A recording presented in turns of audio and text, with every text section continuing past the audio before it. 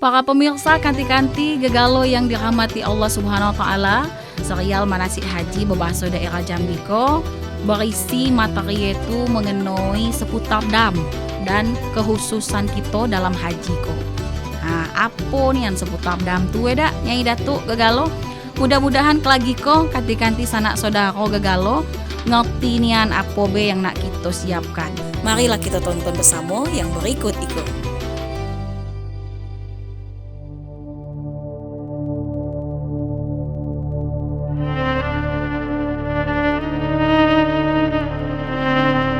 Pelaksanaan dam haji. Dam ko kalau dalam bahasa Arab edu berarti darah, atau kalau secara istilah itu berarti mengalirkan darah dengan menyembelih ternak unta, sapi, atau kambing di tanah haram dalam rangka memenuhi ketentuan manasik haji ko. Kalau pelaksanaan dam ko dalam ibadah haji, iko ko tiap pelanggaran dalam ketentuan haji ko dikenakan denda sesuai dengan jenis pelanggarannya. Kewajiban dam ikoko kanti-kanti Nyai Datuk berlaku itu sudah pelanggaran terjadi. Ada pula kanti-kanti jenis-jenis dam ko dalam manasik haji ada 3. Namanya dam nusuk, dam isaah, dan dam kiparat. Kalau dam nusuk ko dam yang dikenakan pada jemaah haji yang ngerjokan haji itu secara tamatu atau kiran. Kenyok karena kita ko melakukan kesalahannya. Jadi dam nusuk ko dibayar itu dengan menyembelih sekok kambing. Atau bila kita ko dak sanggup, ganti-ganti dapat pula diganti ya dak. Kalau sanggup berpuasa kita selama 10 hari. Dengan ketentuan itu 3 hari kita gawekan selama melaksanakan haji di Mekah. Dan 7 hari lagi itu sudah kita balik dari Mekah. Kita lah sampai ke tanah air, lah sampai ke daerah kita, ke rumah kita. Maka wajib puasa selama 7 hari ko tadi. Nah, yang kedua ko dam isaah namanya. Kalau dam isaah ko berarti dam itu yang dikenakan pada orang yang melanggar aturan atau dia ko melakukan kesalahan. Karena ninggalkan salah seko wajib haji atau wajib umroh. Apa be itu tuh? Dak ada melakukan ihram dari mikat. Yang pertama tuh.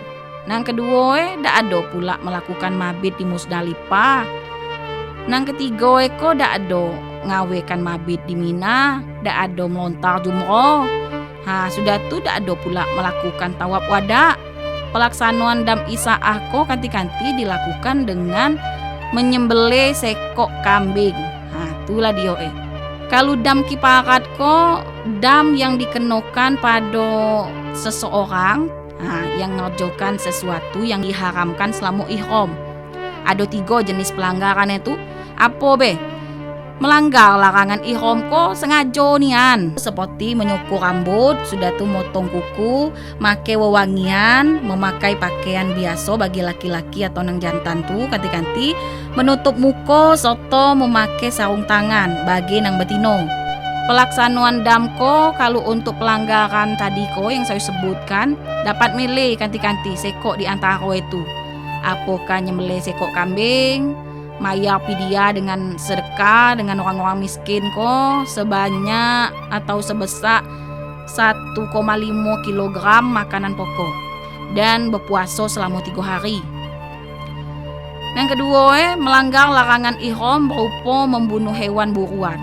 Pelaksanaan dam untuk jenis pelanggaran ikoko kanti-kanti adalah menyembelih hewan ternak yang senilainya tu dengan hewan yang dibunuh tadi ko.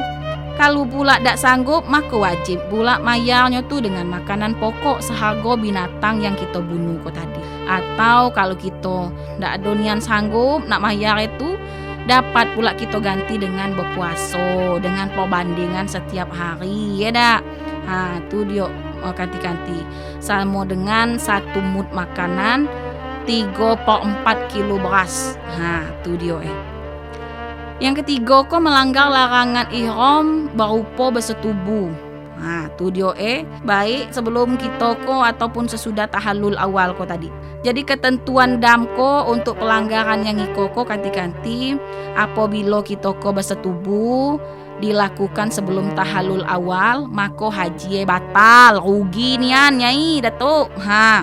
Dan kita ko diwajibkan pula menyelesaikan haji kita ko dengan tetap berlaku larangan ihram ko tadi. Sudah tu wajib pula ngulang haji ko tadi tahun berikut secara terpisah dan membayar kiparat seko unta. Sanggup nyai? Apabila bersetubuh tersebut dilakukan setelah tahallul awal, kanti-kanti nyai-nyai datuk-datuk sanak saudara gagalo kanding itu, maka haji dak do batal dan dikenakan kiparat seko unta, atau kalau kita dak do sanggup diganti pula dengan sekok sapi atau 7 ekor kambing. Bila dak do mampu juga, macam mana kalau dak do mampu nian? Maka harus diganti dengan magi makan seharga unta ko tadi kepada fakir miskin yang ada di tanah haram ko tadilah. Atau bila kita dak do mampu juga kanti-kanti, kita ganti pula berpuasa tu ban puasa dengan hitungan itu sehari untuk setiap mud dari harga unta ko tadi. Penjelasan mengenai kekhususan bagi jemaah batino dan lansia.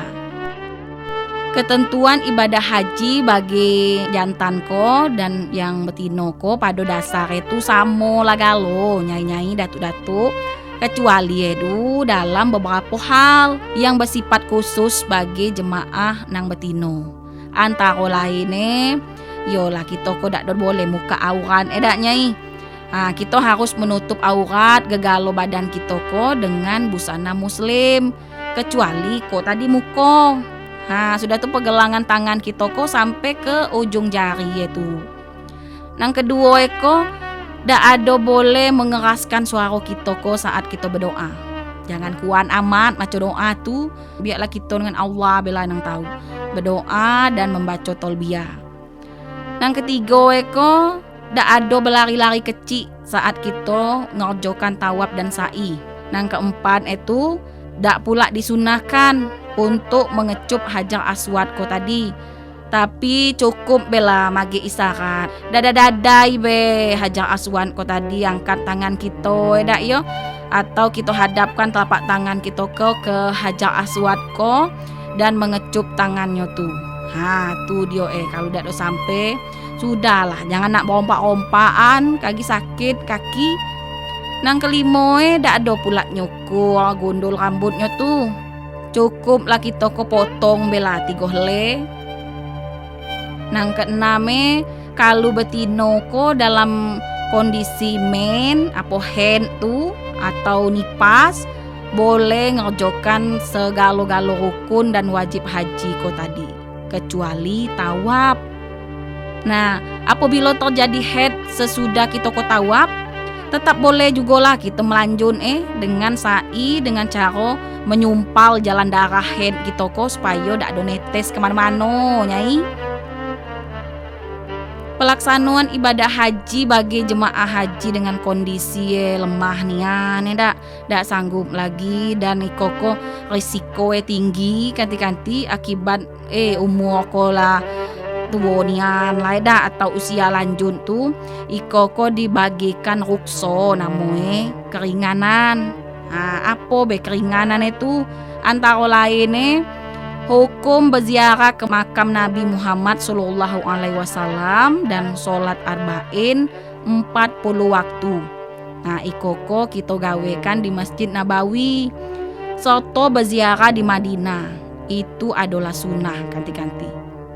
Karena jemaah haji risti ko tadi dan lansia ko sebaik jangan pula memaksakan diri nyai untuk nak menjalankan atau ngerjokan dan tetap mendapatkan keutamaan sholat di tanah haram ko tadi. Yang kedua itu kalau jemaah risti ko tadi dan jemaah lansia ko iko ko juga dibagi keringanan untuk memakai pakaian ihram dan melakukan atau ngawekan sunah-sunah ihram sebelum mikat. Karena saat tiba di mikan ko, jemaah ko dak perlu lagi nak berdesak-desaan tu. Cukup lalapali bela niat ihram haji ko tadi ataupun umroh dari gena duduk kita ko. Nang ketiga adalah jemaah risti atau lansia ko yang sakit dak yo.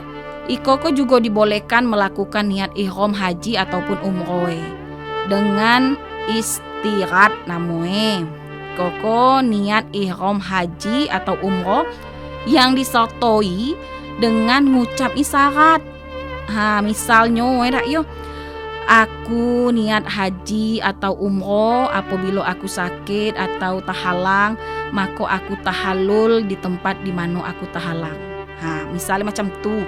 Nang keempat jemaah haji yang menderita beser, sudah tu yang galak buang angin terus menerus ko.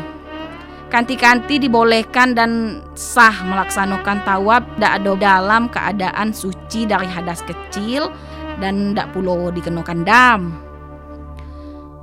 Nang kelima haji risti lansia ataupun sakit ko tadi juga dibolehkan kalau ngerjakan tawaf dan sa'i dengan menggunakan kursi roda ataupun skuter meeting ko tadi. Nang terakhir ko pada saat melaksanakan wukuf di Arafah, jemaah haji yang sakit ko juga dibolehkan untuk ngerjakan safari wukuf. Safari wukuf ko kita ko ngikuti wukuf dengan menggunakan bus tuh kanti-kanti ataupun ambulan dak lah disedioi oleh pihak rumah sakit. Serta mewakilkan lontaran jumroh kita ko pada hari-hari tasyrik kepada keluarga, sudah tuh kawan-kawan kita sergu ataupun juga petugas haji tu. Nanti sanak saudara Nyai Datuk, demikianlah pula tayangan serial Manasik Haji berbahasa daerah Jambi kali ko.